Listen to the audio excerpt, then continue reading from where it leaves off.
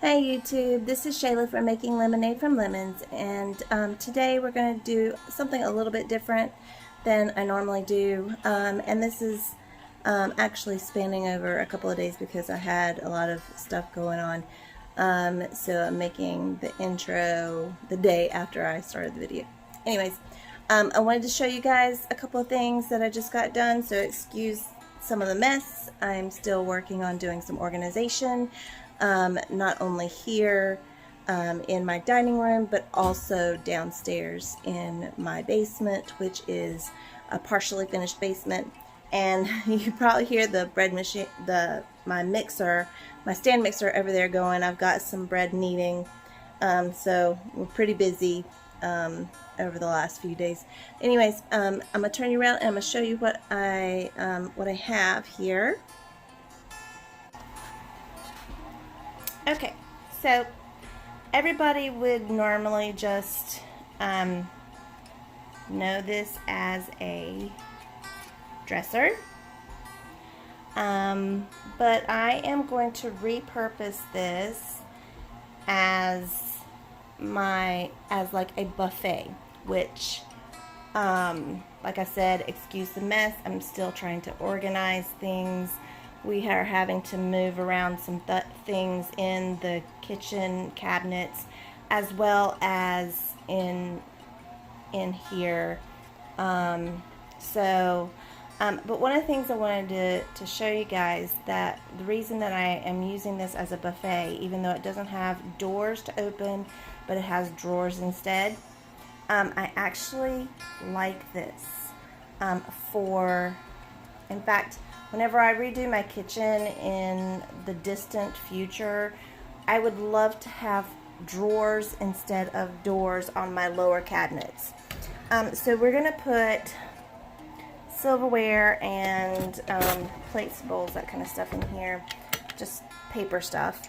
We'll keep our other things in the, I've got a drawer here that I'm going to put tablecloths and that kind of thing in here, and then here I am gonna put some, well, they've got, my kids put paper plates here, but I'm probably gonna put some pots and pans that are hard to fit in my cabinets in there. And then here I have a drawer. These drawers are so deep right here. The bottom drawers are actually like 2 drawers deep, and so I'm using that as my fermentation drawer.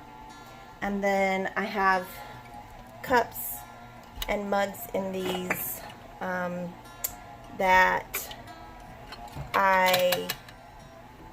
we rarely use. I may instead box these up and find a different place for them downstairs in my storage room, which is where I have my,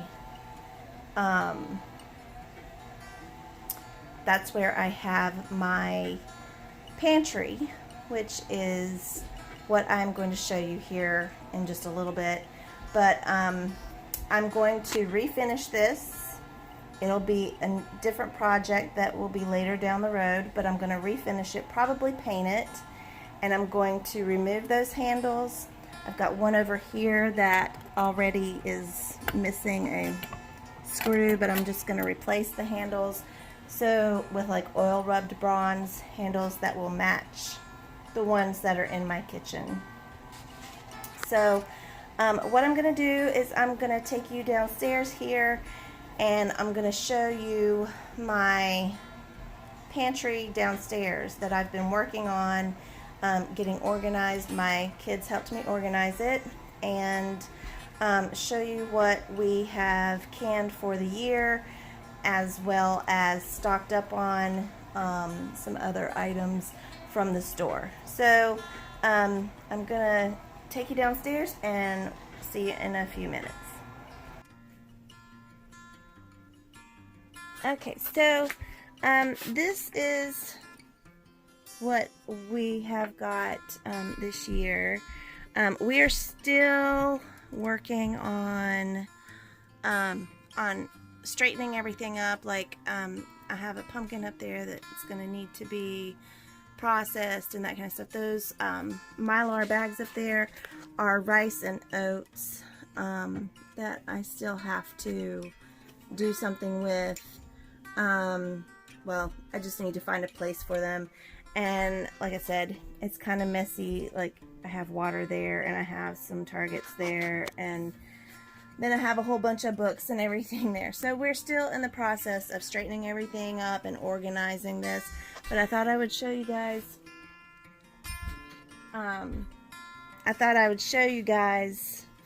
What we have so far. So down there is all the tomato sauce that I made this year, and all of that's from this year because I didn't can any tomato sauce myself. I never made any homemade tomato sauce until this year. The salsa is also from this year. I had so much of it that it kind of crept into the green salsa, the salsa verde. All of this is chicken broth right here. Well, that's chicken broth. Then there's a little bit of chicken broth there. So I had a lot more chicken broth than I did anything else. There's onion broth right in there, but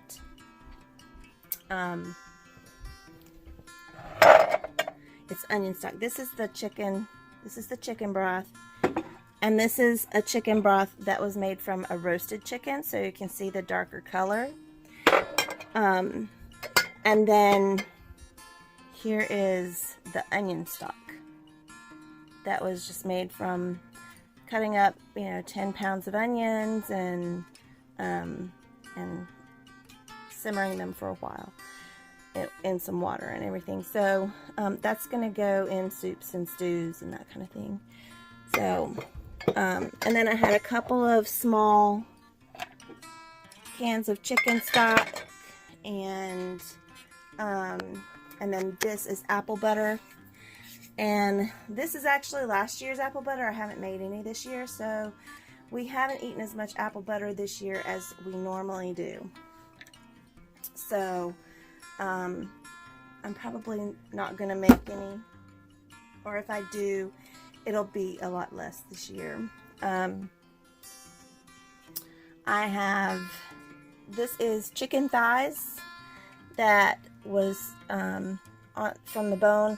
This one I had filled it up, it was up to probably about here, and I just couldn't fit another thigh in it, and I ran out of thighs anyways.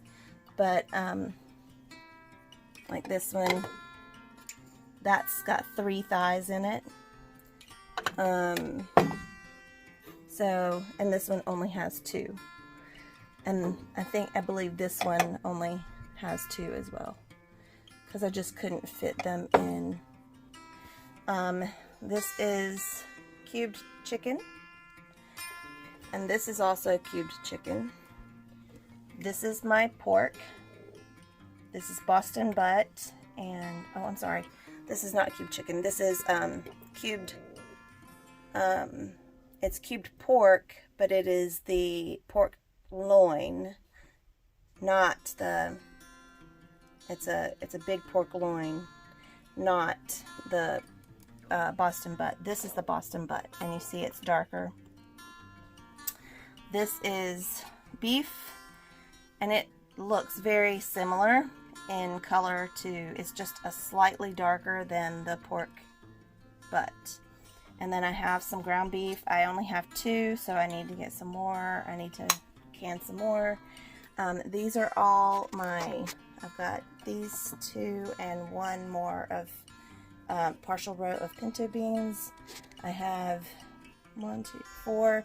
So I have 4 jars of black-eyed peas, and then these are navy beans. Which are good as a side of themselves, or you can make, you can put them in soups, stews, or you can even make your own pork and beans with them, because that's what's in pork and beans, or navy beans.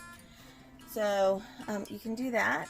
And then here are my carrots that I've canned, and then these are my potatoes I've canned. I have pumpkin, cubes of pumpkin, sweet potatoes that kind of fell apart because they weren't the most solid of sweet potatoes. So I think that this year, whenever they go on sale, because around Thanksgiving they're always around 20 something cents a pound at Walmart. So what I'll probably do is I'll probably get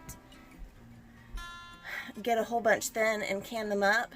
I have 1 jar of green beans. Those are green beans from my mom and dad's garden, and so I just grab from their pantry and bring them over here, because we work the garden over there, and so we do the canning over there, and so they stay there, and then we, you know, if we need some, we can go get some. So I need to stock up. These are, so then I started jellies. These are jellies. They are like a mixed berry type jelly. Then this is grape juice. This is peach cinnamon jelly that I made from just the peels and the overripe soft spots that were not, you could tell they were not rotting.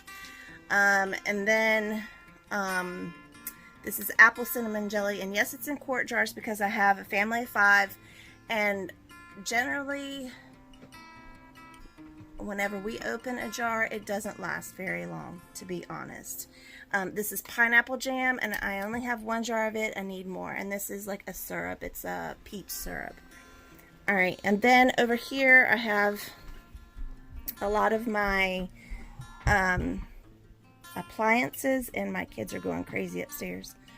So I have my appliances over here that I don't want to keep on my shelf, on my counter, or pots. So things that I don't want to keep on my counters upstairs, and that would take up too much room in my cabinets, because we have limited cabinet space upstairs.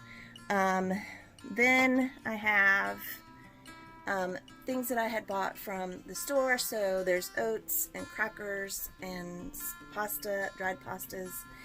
Then I have juices there, which I use not only to make jellies, because I get the 100% juice. So I use them to make jellies, but I also use them to flavor my water kefir. I think that's how you say it. Anyways, they're really good. It's a really good source of probiotics and everything. I just started making it, and I will make a video about that sometime soon. I have some canned diced tomatoes from the store, just in case we run out for whatever reason. They were like 20 something cents a can, so that's why I got them. Then I have one jar of the it's instant coffee, and instant coffee is not supposed to go bad. I need to get some more. Then I have maple syrup, and then I have some canned goods, some beans, some meat, and then I've got some Duke's mayonnaise and some pickles over there, and some toilet paper. I need to also stock up on more toilet paper.